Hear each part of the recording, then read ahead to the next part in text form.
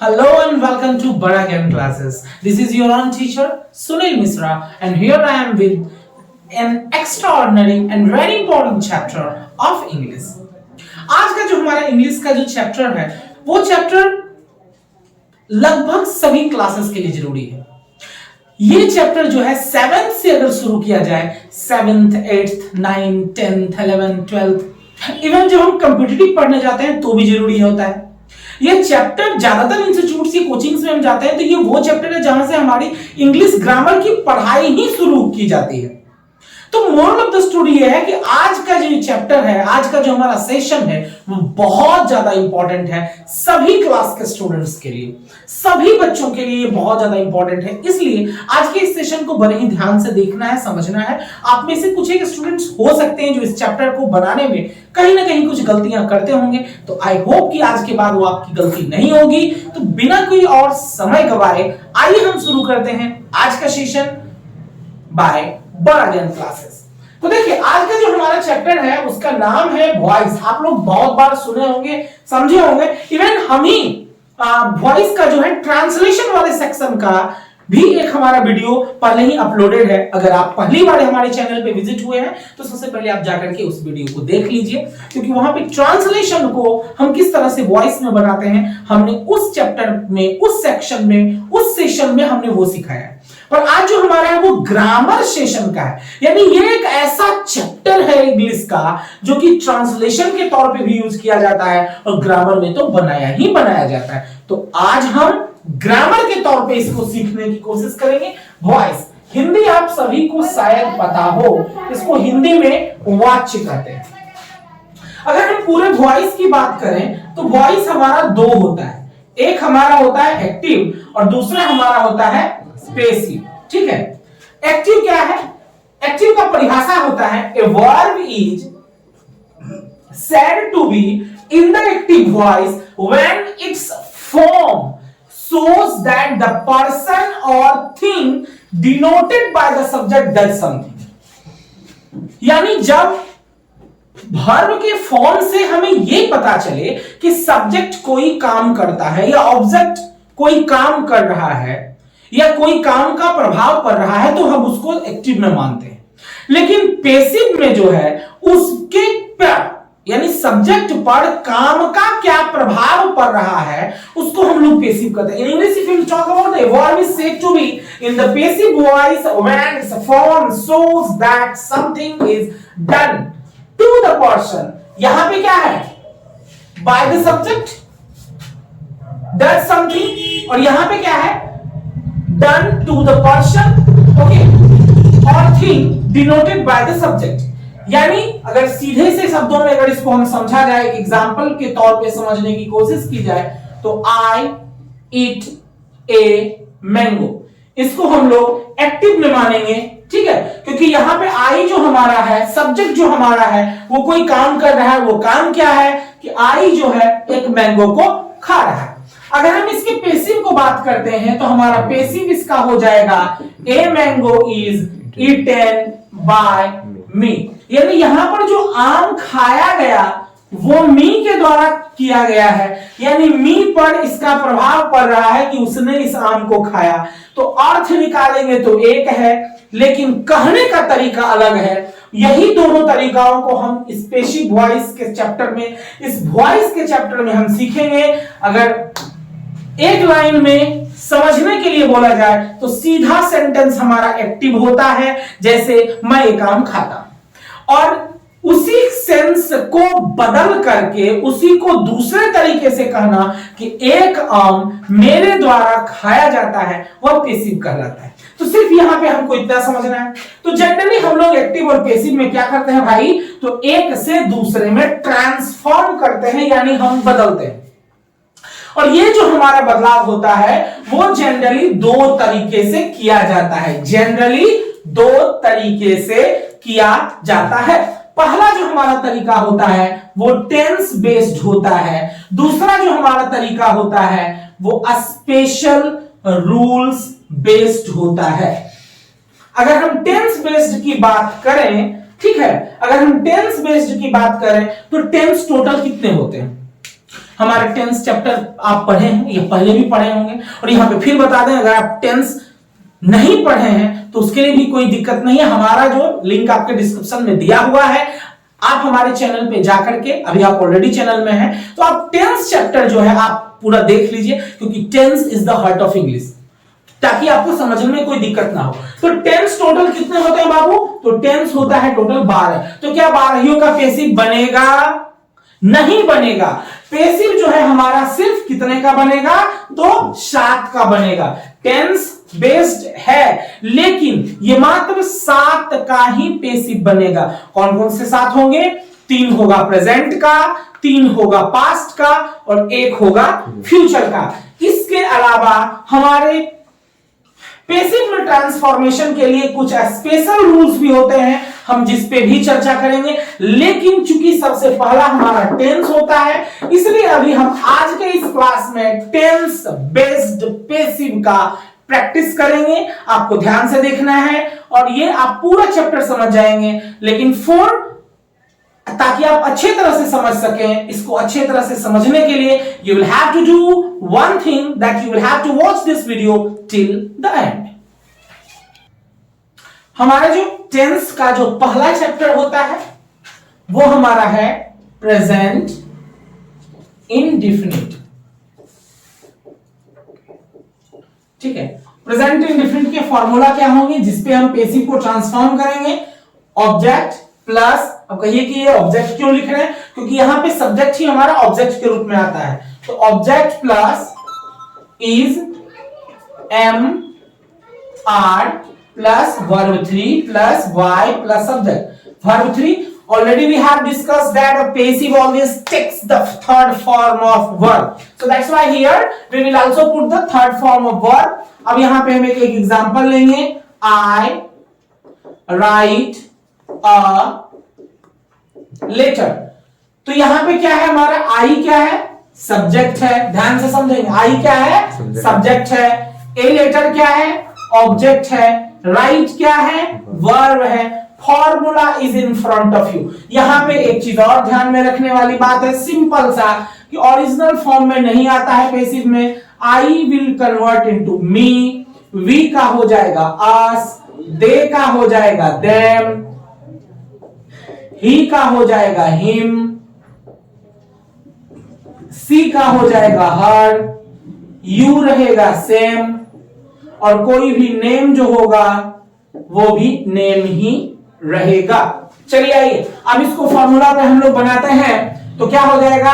पहले क्या है? ऑब्जेक्ट है, ऑब्जेक्ट ए लेटर है, लिख दीजिए ए लेटर। ओके, कोई दिक्कत? उसके बाद हमारा is am are.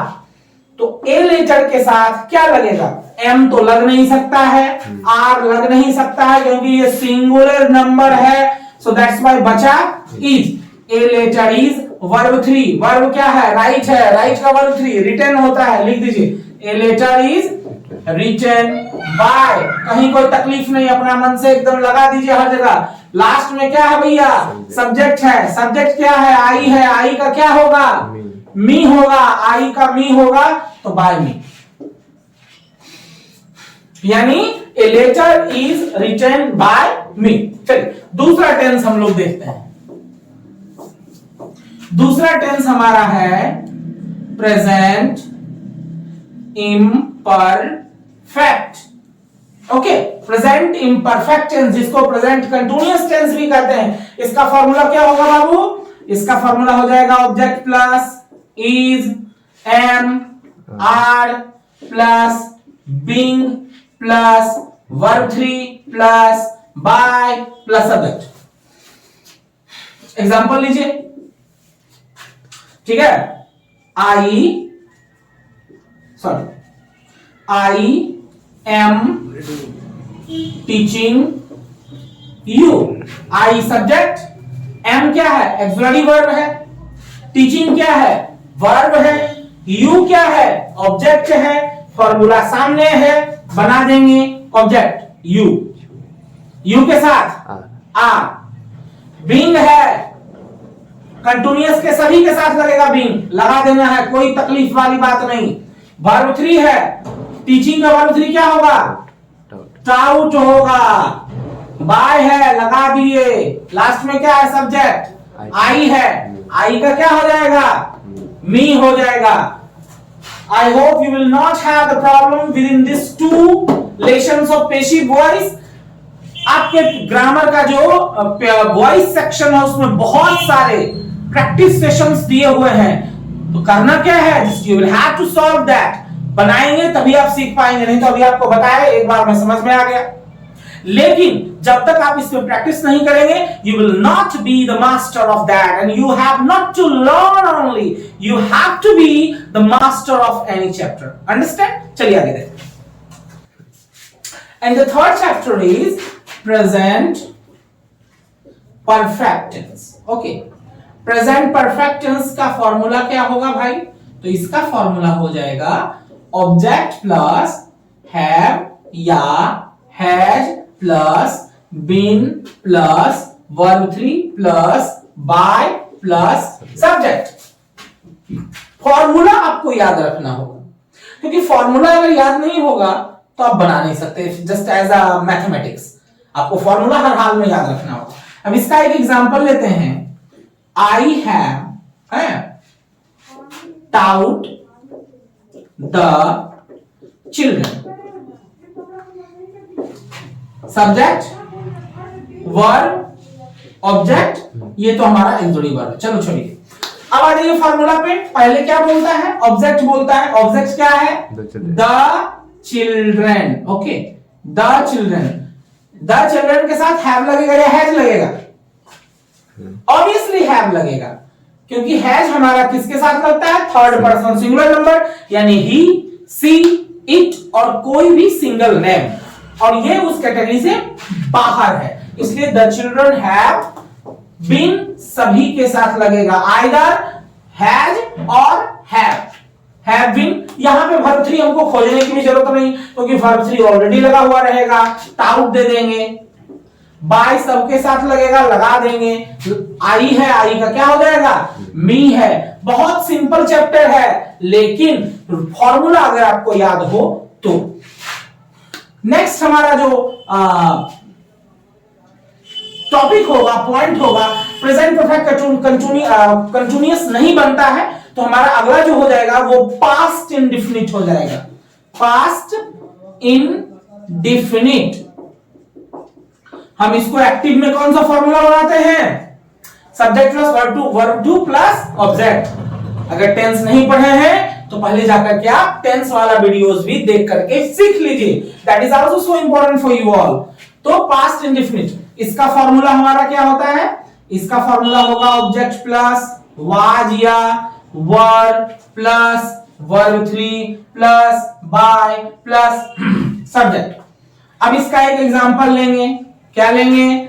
I ate a mango. This is subject, this is object and this is verb. So what have I to make it? तो क्या बनाएंगे? ऑब्जेक्ट है ए मैंगो। चलिए ए मैंगो। वाज या वेयर क्या लगे? Verb क्या लगेगा? इसको वेयर नहीं पढ़ना है, बहुत सारे लोग इसको वेयर पढ़ते हैं। वर क्या पढ़ेंगे? वर पढ़ेंगे, ठीक है। वेयर नहीं बोलते हैं, वेयर बोलते हैं WHERE वाले को। Mostly students do this mistake, so you have not to do this mistake. Okay, तो आ मैंगो के साथ वाज लगेगा। a mango was eaten by me। ठीक है, ये हो गया हमारा पास्ट इंडेफिनिट। अगला हमारा चैप्टर है पास्ट इम्परफेक्ट, यानी पास्ट कंटिन्यूअस। ओके, इसका फॉर्मूला होगा ऑब्जेक्ट प्लस वाज या verb plus being plus verb 3 plus by plus subject. Okay, अब इसको हम एक एग्जांपल लेते हैं। I was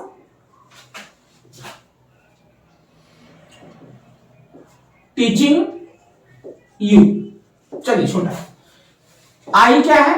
subject, was a भी, teaching verb, you object. Formula is in front of us, so you have to make by this object। ये हमारा है यू के साथ क्या लगेगा? वर लगेगा। You were being, verb 3 teaching taut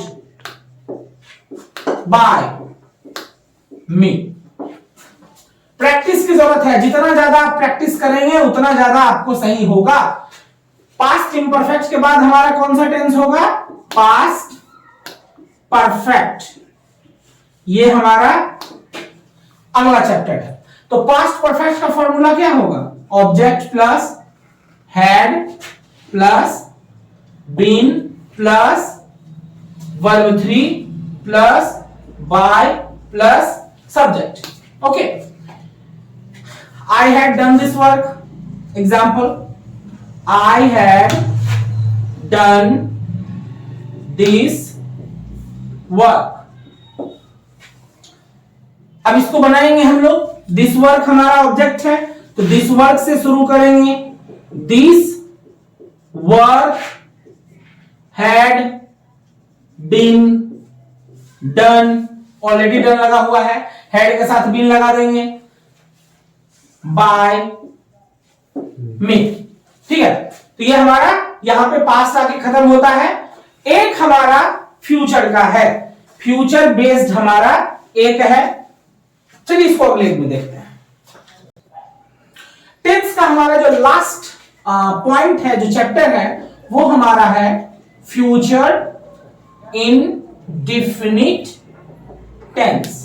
okay, इसका फॉर्मूला हो जाएगा ऑब्जेक्ट प्लस सेल या will plus be plus verb 3 plus by plus subject. Okay, जैसे आई सेल टीच यू।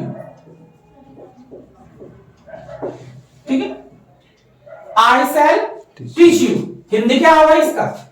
और अगर हम यहां पे विल लगाएं तो क्या ये सही होगा? और अगर गलत होगा तो कैसे होगा? अगर नहीं समझ में आया तो आप टेंस में जाकर के एक बार देख लीजिए, टेंस के चैप्टर को पढ़ लीजिए, and that will clear your all the confusions. ये तो वॉइस चल रहा है हमारा, तो I shall teach you, subject, auxiliary verb, verb, object. Object से बनाएंगे, यू के साथ क्या लगेगा? विल लगेगा। बी हमारा सबके साथ लगेगा, यू विल बी टीच का taught, you will be taught by me. ठीक है, यहां पे आकर के हमारा क्या होता है? टेंस वाला हमारा खत्म होता है। लेकिन लगे हाथों हम आपको एक और बता देते हैं, मॉडल ऑक्सिलरीज। ठीक है,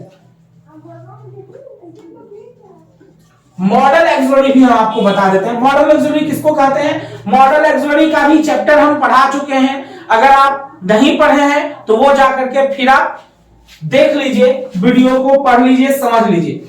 can, may, shall, could, would, should, ये सारा हमारा क्या है? तो मॉडल ऑक्सिलरी है। ओके, माइट, कुड, etc, ये सब हमारा मॉडल ऑक्सिलरी है। अगर हमारे एक्टिव में मॉडल ऑक्सिलरी का प्रयोग किया गया हो तो at that condition what have I to do? तो what have I to do अभी बताते हैं। देखिए, तब फॉर्मूला हो जाएगा ऑब्जेक्ट प्लस MA मतलब मास्टर ऑफ आर्ट्स नहीं, modal auxiliary plus B plus verb 3 plus by plus subject. For example, I can teach you, तो क्या हो जाएगा? You can be taught by me। और कहीं कहीं सेंटेंसेस में कभी कभी क्या होता है कि मॉडल ऑक्सिलरी के साथ हैव का भी प्रयोग कर देता है। जैसे यहां पे ये मॉडल ऑक्सिलरी है, इसके साथ यहीं पे हैव का भी प्रयोग कर सकता है। जैसे आई कैन हैव, और यहां पे वर्ब 3 लगा देगा क्योंकि हैव एज लेके आएगा, तो I can have taut you. तो उस सिचुएशन में हमको क्या करना है? कुछ नहीं घबराना है, हैव के साथ बीन लगा देंगे, BEEN, तो क्या हो जाएगा? You can have been taught by me. यानी अगर मॉडल ऑक्सिलरी के साथ हैव का प्रयोग कर दिया तो हैव के साथ हमको सिर्फ क्या करना है, बीन लगा देना है, बाकी हमारा सेम फॉर्मूला अप्लाइड रहेगा। तो आज हम इस सेशन में, आज के हम क्लास में वॉइस के टेंस बेस्ड जितने भी प्रारूप हैं उन सभी को हम लोग देखें और समझे। एंड आई होप कि आपको कोई समस्या नहीं होगा, और है तो यू कैन आस्क मी। और अगले क्लास में, अगले सेशन में हम वॉइस के ही हम स्पेशल रूल बेस्ड क्वेश्चंस को कवर करेंगे। तब तक के लिए हमसे जुड़े रहिए and you will have to do some works. Obviously अगर आप ध्यान से पढ़े समझे होंगे तो आपको अच्छा जरूर लगा होगा, बिल्कुल लगना ही चाहिए। तो for that what have you to do, you have to do the like, share with more and more, share with your friends, share with whom do you want. And finally, if you are still not subscriber of Bada Gyan classes, then please right now subscribe our channel. Therefore we can do lots of things for the upliftment of your education, for your English, for your every subjects. So because these three works will motivate us to do better and better. So मिलते हैं हम फिर एक नए video के साथ, एक नए क्लास में। तब तक के लिए बढ़िया से पढ़ते रहिए and stay tuned with the बड़ा ज्ञान classes. Thank you so much.